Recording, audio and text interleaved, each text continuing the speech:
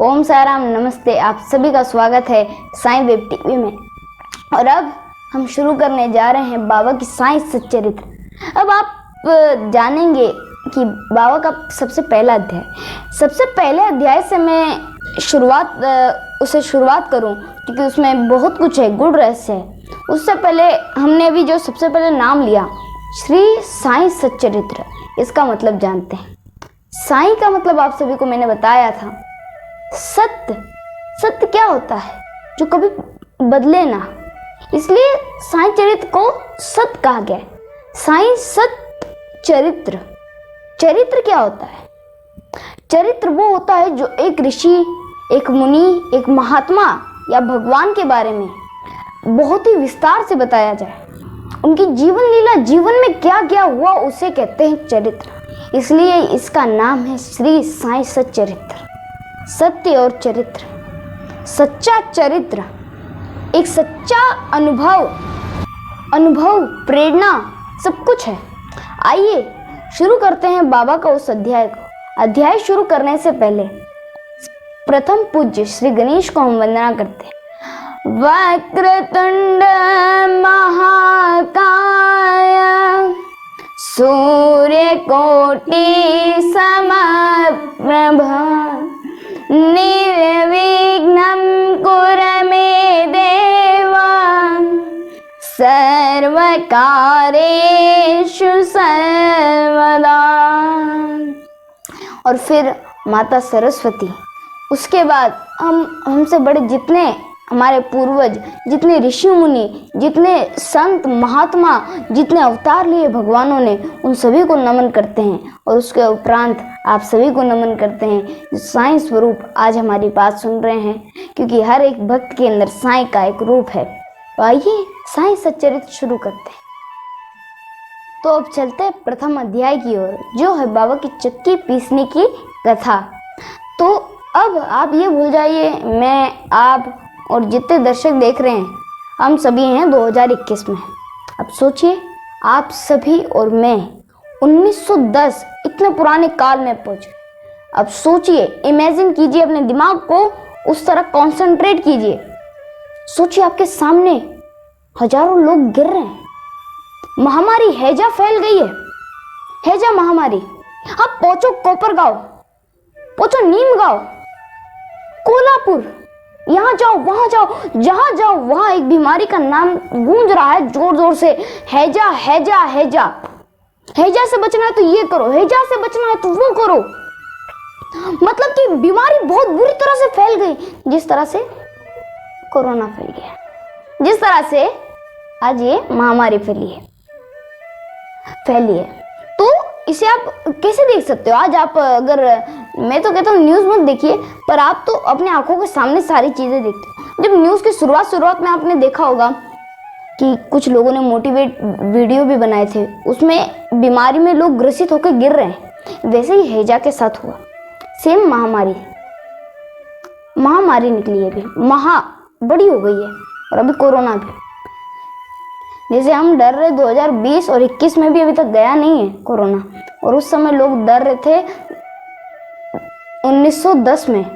आप अभी और अभी दोनों समय की स्थिति जान सकते हो, दोनों अभी बाबा ने फील करवा दिए। तो अब देखिए क्या हुआ कि लोगों के बीच में अफरा तफरी फैल गई। बात कोपरगांव तक आई। अब कोपरगांव तक आई तो शिरडी तक आना तो पक्का है। एक आदमी को पता चला, उसने गांव भर में फैला दिया, हैजा नाम की बीमारी, हैजा नाम की बीमारी, हैजा ये कर देगा, हैजा वो कर देगा, हजारों लोग मर जाएंगे, शिरडी में कोई नहीं बचेगा। सारी बात हर जगह फैल गई। जिस तरह से एक चिंगारी काफी होती है सूखे घास को जलाने के लिए, वैसे एक चिंगारी होती है किसी के मन की स्थिति को गिराने के लिए। बाबा ने उसी स्थिति को ऊपर लाया है और हमें भी वही करना है। बाबा की उसी चीज को कायम रखना है, उसी चीज को रेगुलर चलाते रहना है। हमें आत्मविश्वास डाउन नहीं करना है, अप करना है। हमें उसका लेवल बढ़ाना है, ना कि कम करना है। ऑक्सीजन लेवल चाहे कम हो, उसको बढ़ाने का प्रयास हमें करना है। ये नहीं कहना, अगर आपके पास किसी मरीज का फोन आया, आपके परिजन है, समझ लो। अब आपको एक एग्जाम्पल दिखाता हूँ, लोग करते क्या है और करना क्या चाहिए। सबसे पहले करते क्या है, किसी रिश्तेदार का फोन आया, फ़ोन की घंटी बज रही है। उन्होंने उठाई। हेलो, अरे हाँ, आप तो कोरोना में हो गए थे ना। कोरोना तो बड़ा बुरा हाल कर रहा होगा, पता नहीं आप कब मर जाओ, किसी को कुछ नहीं पता। ये क्या है? अब जो सामने वाला इंसान है वो चाहे उसके अंदर डर भी ना हो तो ये इंसान बोल बोल के उसको डरा ही देगा। ऐसा नहीं करना। अब देखिए क्या करना है। फोन आया, घंटी बजी, फोन उठाया। हेलो, अरे आप क्या कह रहे हो? आप इतने जल्दी जाने वाले हो? आपकी तो 100 साल की उम्र है, आपको याद नहीं हमने बर्थडे में क्या क्या कहा था? तुम जियो हजारों साल, ये मेरी है आरज़ू, हैप्पी बर्थडे टू यू। कि इस तरह का मनोबल बढ़ाइए उनका, तो वो कोरोना से जीत जाएंगे। और अगर मनोबल तोड़ दिया तो कुछ नहीं होने वाला।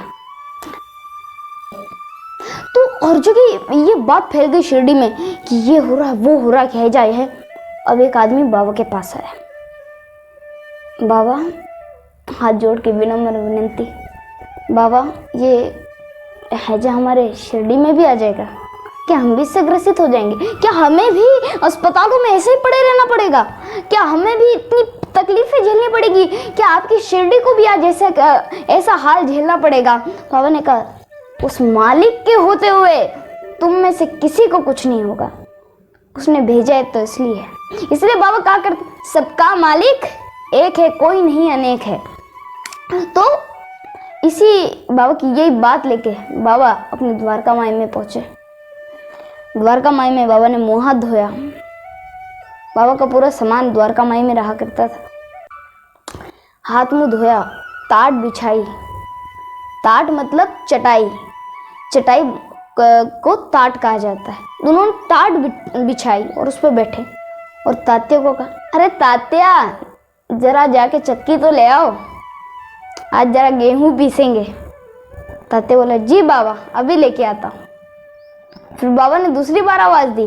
आप सोच रहे होंगे तात्या को? नहीं, तात्या को नहीं दी, इस बार दी मालसा पति को। अरे मालसा, बाबा प्रेम से सभी को, जैसे हम एक दूसरे को कोई से भी नाम से बुला लेते हैं प्रेम से, ऐसे बाबा सभी को प्रेम से कुछ कुछ नामों से बुलाया करते, जैसे तात्या कहते। अरे मालसापति जो थे खंडोबा मंदिर की पुजारी, उन्हें मालसा कहा। अरे मालसा जरा सुनो तो इधर आओ, जरा कुछ गेहूं की बोरियां लेके आ जाओ। अब वो गए, जाके बोरियां लेके आए। अब वो व्यक्ति तो खड़ा था जिसने बात छेड़ी थी, बाबा आ जाएगा, हैजा आ जाएगा, वो उधर ही खड़ा था। बाबा ने गेहूं डाला, पीसना आरंभ कर दिया। ये आदमी ने चकित हो गया, अरे ये बाबा क्या कर रहे हैं? बाबा कर क्या रहे? चक्की क्यों पीस रहे हैं? बाबा मस्त मजे में, क्योंकि दुख देना नहीं और दुख रखना नहीं, डराना भी नहीं है। वो चक्की पीसते हुए कभी लगता कि चिंतित हैं, कभी लगता कि मन ही मन किसी से बात कर रहे हैं, कभी आसमान की तरफ देखते हुए कुछ मन में कह रहे हो। और इसी स्थिति में वो अपने सारे काम कर रहे थे। तभी उस आदमी ने देखा, पहुंचा दूसरे के बाद, दूसरे से तीसरा, तीसरे से चौथा, चौथे से फैल गई बात। अब ज्यादा टाइम तो लगने नहीं वाला था, बाबा के विषय की बात थी, पूरी शिरडी में फैली। शिरडी के लोग जमा हो गए द्वारका माई माँ के पास आ गए सब लोग द्वारका माई में। और एक दिन मैं ये भी चाहता हूँ कि द्वारका माई के ऊपर भी हम एक वीडियो बनाएंगे, उसके साथ भी आपके साथ आएंगे कि द्वारका माई में सब लोग पहुंचे और देखने लगे, अरे बाप रे, बाबा गेहूं क्यों पीस रहे? पास वाला, बाबा गेहूं क्यों पीस रहे? ये इससे पूछता, बाबा गेहूं क्यों? और वहीं से वापस एक ही सवाल, बाबा गेहूं क्यों पीस रहे हैं?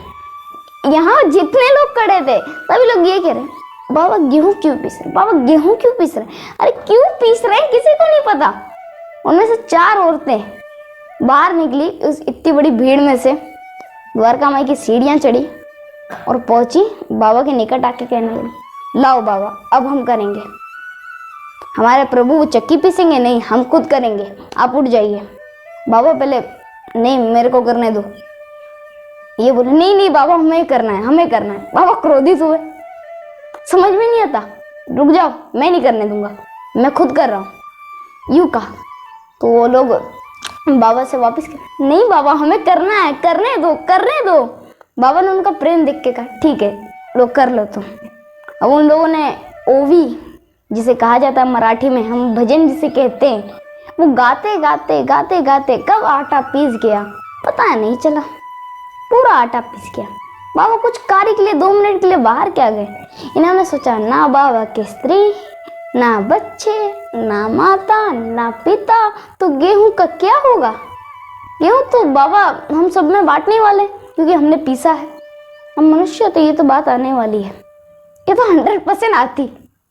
तो ये उनके मन में बात आई। बाबा के ना स्त्री ना बच्चे कुछ नहीं, फिर आटा क्यों पीसेंगे, हमारे लिए ये। उन्होंने उससे पहले 4 हिस्से कर लिए आटे के। बाबा बोले उससे पहले 4 हिस्से कर लिए आटे के।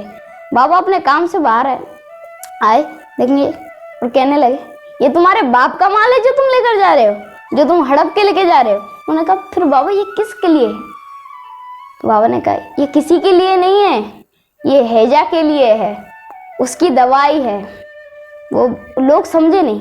बाबा ने बोला काम करो, जाके शिरडी की परिक्रमा सीमा रेखा जिसे हम कहते हैं वहां पे डाला।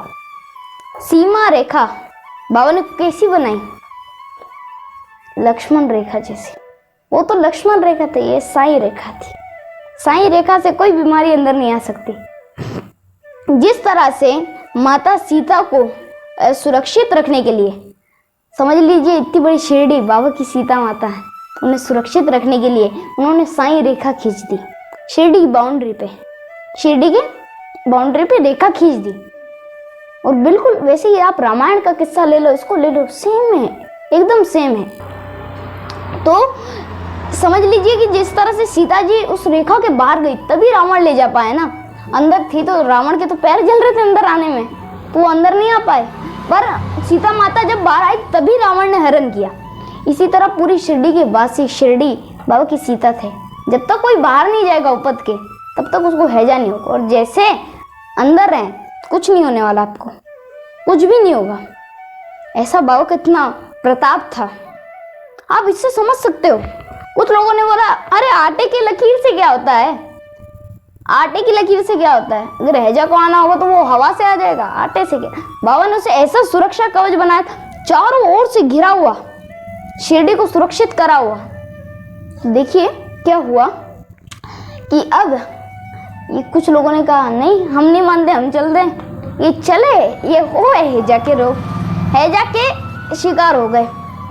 इससे पता चलता है कि बाबा जो काम करते हैं सोच समझ के करते हैं। हमारे जैसे आधा किया आधा छोड़ दिया, आधा किया आधा छोड़ दिया नहीं। गोविंद राव दामोलकर, बाप पूछोगे ये इंसान कौन आ गया, अरे ये है हेमाड़ पंत। आप सोचोगे अब हेमाड़ पंत कौन, गोविंद राव दाभोलकर कौन। सुनिए, जो गोविंद राव दाभोलकर है, हेमाड़ पंत है ना जो, उन्हीं का पहला नाम, और उसके बाद हेमाड़ पंत नाम बाबा ने उन्हें दिया था प्रेम से। तो हेमाड़ पंत ने ये बाबा की साई सच्चरित्र लिखी। तो उन्होंने जब ये पूरा अध्याय लिखा, इन्होंने उसके बारे में मंथन किया। इन्होंने ये जाना कि जो चक्की है, कर्म, भक्ति, ज्ञान, ये तीनों है, ये तीनों उसमें समाहित है। और जब तक हम तीनों को एक साथ नहीं रख सकते, हम खुद को नहीं जान सकते और भगवान को नहीं जान सकते, क्योंकि सबसे पहले खुद को जानना पड़ता है। और अगर हमने खुद को नहीं जाना तो भगवान को कैसे जाने। इसलिए कर्म, भक्ति और ज्ञान, इसको जानना बड़ा आवश्यक है। मैं तो आपको बहुत ही कम शब्दों में बता रहा हूँ, पर असली में अगर आपको उससे जानना है तो आत्मचिंतन, अपने आप में इस बात को सोचिए। आपके अंदर से जो आवाज़ निकलती है वो साईं की आवाज़ है, उसे सत्य मानिए। साईं चरित्र अगर ये आपके पास अवेलेबल है तो आप उसे पढ़िए, पहला अध्याय पढ़िए, उसे समझिए और आत्मचिंतन कीजिए। यही आज का सबसे पहला अध्याय को समाप्त करते हुए और अगले एपिसोड में मिलने की आशा रखते हुए अब अगले एपिसोड में आप सभी से मिलेंगे। तब तक के लिए मेरे और मेरे पूरे परिवार और साईं वेब टीवी की तरफ से ओम साई राम, नमस्ते। साईं वेब टीवी के माध्यम से आप सभी तक रोज साईं कथा का एक अमृत कलश पहुंचाया जाएगा और उसे आप जरूर देखें, उसे अनुभव कीजिए। और अब अगले वीडियो में मिलेंगे। ओम साई राम।